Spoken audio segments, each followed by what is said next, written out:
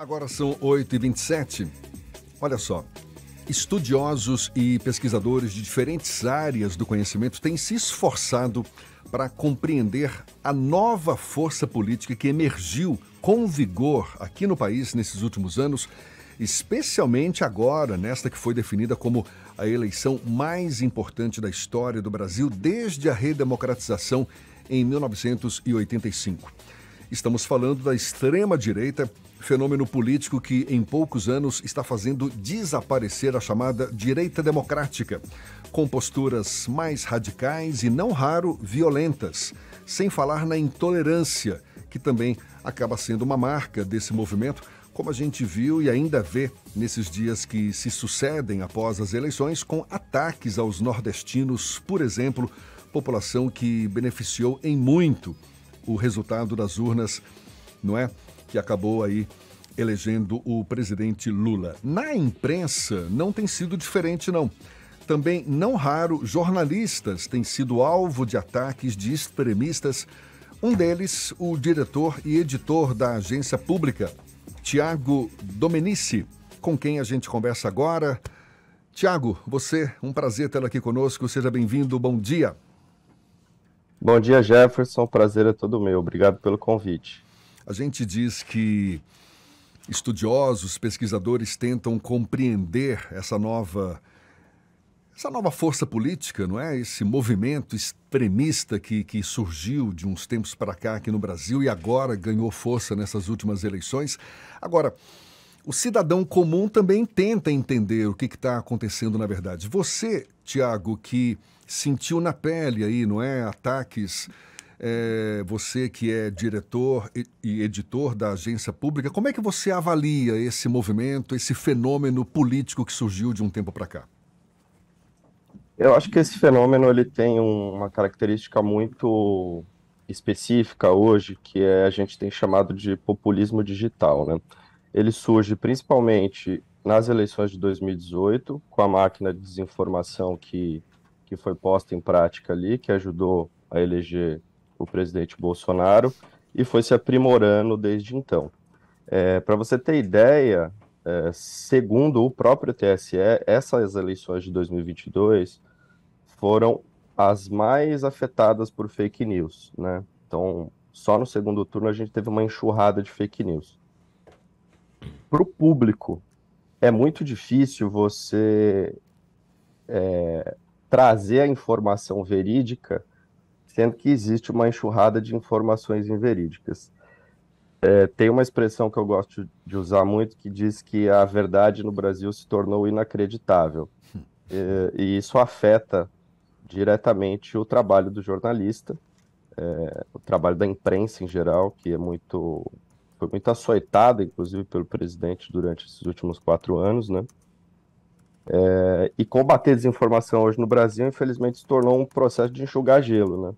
Porque muito do que se faz, né, tanto as agências de checagem, o próprio trabalho da agência pública de investigar a desinformação, enfim, tem efetividade em alguns casos, mas na maioria dos casos, infelizmente, passa em branco. E a gente vê esse cenário terrível de pessoas sendo ludibriadas, né? Uma espécie de lavagem cerebral mesmo a partir de notícias falsas. É tudo muito triste. Acho que tem alguns caminhos que precisariam ser seguidos, como as próprias plataformas serem um pouco mais rígidas, nesse processo de combate à desinformação. Acho que elas são muito tímidas ainda nisso. E acho que essas eleições de 2022 mostram para gente que o que eu comentei no começo, do populismo digital veio para ficar, né? Só que é um populismo digital prejudicial à democracia, né? E a gente tem que deixar a democracia, de certa maneira, com alguma sobrevida daqui para frente. Como é que tem sido a sua experiência em particular, Tiago? Você que foi alvo de ameaças de violência física, ofensas, você é autor de várias reportagens que, no mínimo, desagradaram, digamos assim, esse segmento, né? Esse movimento de extrema-direita. Relata para a gente um pouco dessa sua experiência. É, a agência pública tem um projeto nessas eleições que chama Sentinela Eleitoral, que é uma aliança entre jornalistas e acadêmicos que se uniram com parceria com Harvard também, para a gente investigar as campanhas de manipulação do debate público e a desinformação online nas eleições de 2022. Eu especificamente fiz algumas reportagens onde eu participava de alguns grupos de extrema-direita no Telegram, especificamente.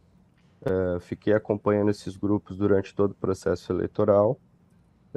E, assim, o teor das conversas, o teor do que as pessoas escrevem, falam ali, gira muito em torno justamente de mentiras, né? De fatos não confirmados. E dentro desses grupos existem algumas lideranças, né?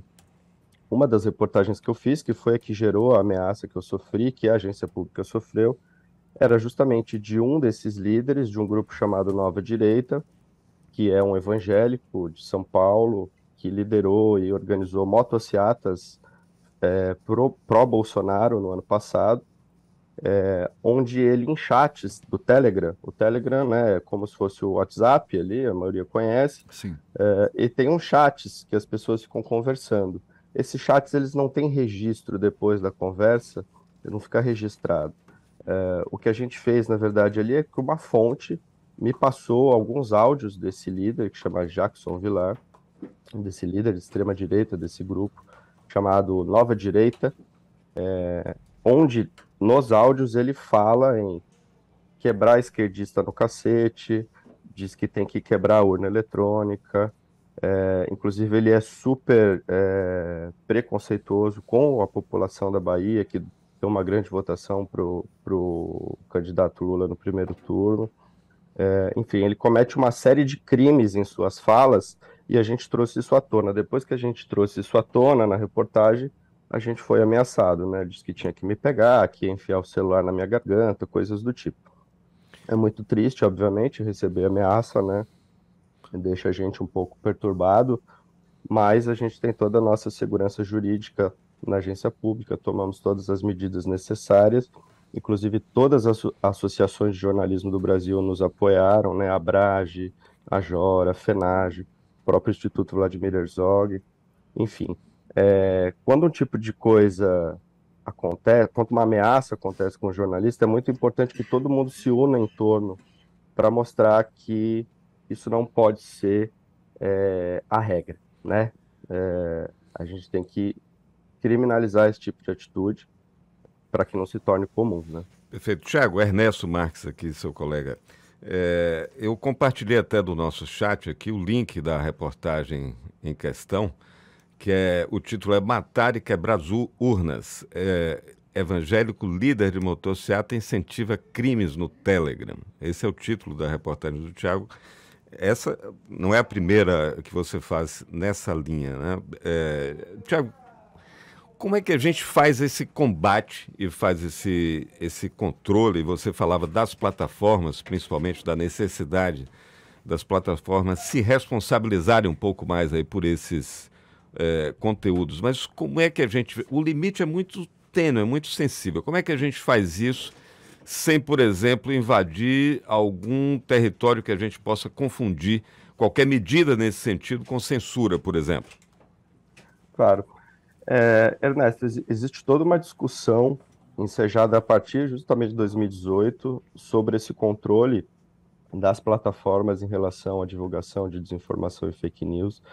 Existe, inclusive, um projeto em andamento, né, uma discussão de projetos de CPI das fake news, tem todo um trabalho feito pelos próprios jornalistas que trabalham com desinformação, né, tem alguns veículos muito importantes nessa linha no Brasil, Aos Fatos, Agência Lupa, que trabalha justamente com checagem.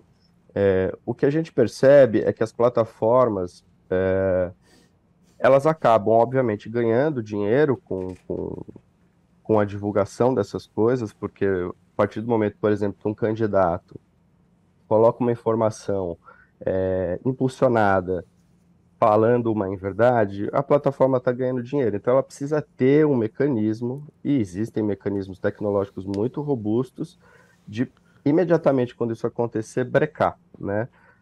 Acho que o próprio TSE também tem feito negociações com as plataformas para que isso possa ser barrado, e muita coisa de fato foi barrada durante a eleição. Acho que Você teve viu um algum trabalho. excesso aí nessas medidas do Alexandre de Moraes, que inquestionavelmente teve um papel muito importante para garantir o processo eleitoral? Mas você viu algum excesso que possa gerar precedentes, que possam se consolidar como precedentes para mais adiante a mesma borduna recair sobre quem hoje contesta e faz o combate à desinformação?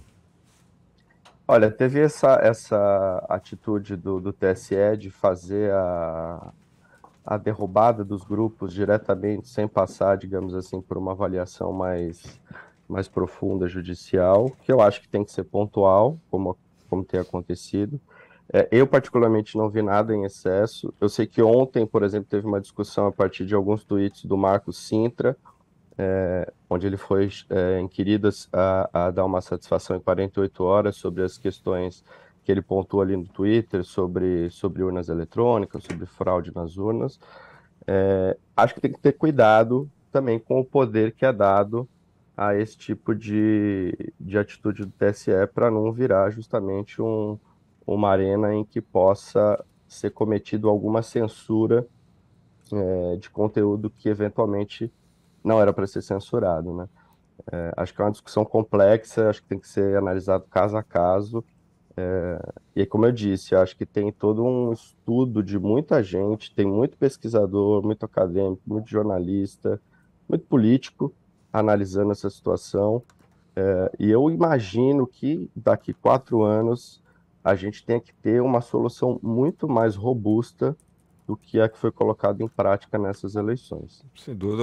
Só vou ler aqui um trechinho do áudio que está transcrito aí na reportagem do Tiago, do que o cidadão fala sobre nós baianos. Baiano é gente boa, mas ele é meio descarado, é falso. Eu conheço a natureza do baiano. O negócio dele é se requebrar. É isso que disse esse cidadão sobre nós baianos, entre outras muitas ofensas contra baianos, contra nordestinos de uma maneira geral. Tiago, o professor Castro Rocha já diz aqui, muitos estudiosos, como você mencionou, estão acompanhando isso, que nós estamos meio que sendo um laboratório de desenvolvimento, ou melhor, de aperfeiçoamento, na verdade, dessas táticas que já estão colocadas em prática aqui, mas que a gente seria um relatório para a fabricação de realidades paralelas. E é isso que a gente está vendo, né? É uma esculhambação geral, ninguém sabe o que é verdade, o que é mentira. Parte disso envolve desacreditar o trabalho dos jornalistas, a imprensa como instituição, né? Que mecanismos você acha que são suficientes para dar conta disso? Tem que ter legislação, a gente contesta essa lógica punitivista, mas de que maneira a gente consegue fazer com que a sociedade se proteja e que a democracia não fique exposta como está hoje, não somente aqui, mas no mundo inteiro? Claro, eu gosto muito de uma solução que passa menos pela legislação, que eu acho que é importante que se tenha, mas eu acho também que precisa existir daqui para frente uma educação em relação à desinformação. Existem tantas políticas públicas hoje no Brasil voltadas para diversas questões, acho que é preciso ter uma política pública voltada para fake news, para ensinar o cidadão a entender o que é verdade e o que não é verdade na hora de ler uma notícia.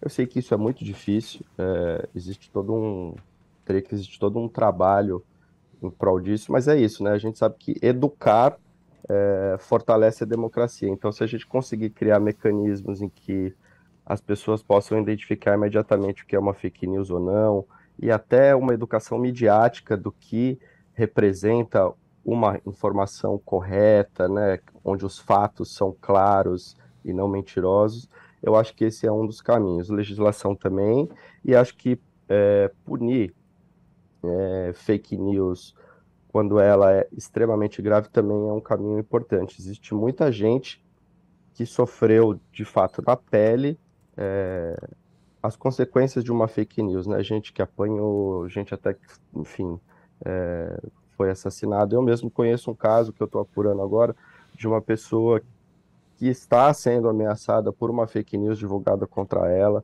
em 2018 e que voltou agora. Quer dizer, pegaram a fake news de 2018, repostaram agora e ela foi ameaçada novamente. Eu ainda não posso contar o caso, mas é isso, assim, a fake news ela tem consequências graves, né? Então, Tiago, acho que... Tiago, Pois não. para a gente encerrar, por mais que a gente venha a ter, espera-se, né, que tenha mecanismos para proteger essa nossa democracia, que combata as fake news e tudo mais, agora, qual é o futuro que você vislumbra para esse fenômeno? Eu falo a médio prazo, não aliás, fique à vontade, mas porque a gente vê, não é? Tá aí, é um fenômeno relativamente recente, mas que ganhou força, insiste na desinformação, na intolerância, no radicalismo. Você acha que ele tende a crescer, a se estabilizar ou a diminuir daqui para frente? Olha, eu sou um pouco pessimista em relação a essa sua pergunta. Eu acho que a tendência é crescer, né? Justamente porque ainda não há mecanismos claros de controle disso. Agora, o quanto vai crescer, eu não sei, mas infelizmente é uma realidade posta no Brasil, não só no Brasil, né? Se a gente pegar, por exemplo, o que tem feito o presidente Bolsonaro, o que fez o presidente Bolsonaro, ele se espelha muito no que fez o Trump, né? Então, assim, é importante também a gente comparar o que está acontecendo em outros lugares para entender o que está acontecendo aqui. E no Brasil é muito espelhado no que aconteceu nos Estados Unidos, né? Tanto que os bloqueios das estradas, esses movimentos golpistas, já dá para dizer que é uma espécie de o Capitólio brasileiro, né? Não com a mesma proporção, mas, enfim, uma tentativa de criar o caos para mudar rumo de uma democracia que elegeu um presidente corretamente nas urnas. Maravilha. Tiago Domenici, diretor e editor da Agência Pública, muito obrigado, boa sorte para você, parabéns pelo seu trabalho e seja sempre bem-vindo aqui conosco. Bom dia, até uma próxima então. Obrigado, bom dia. Agora, 8h44 na Tarde FM.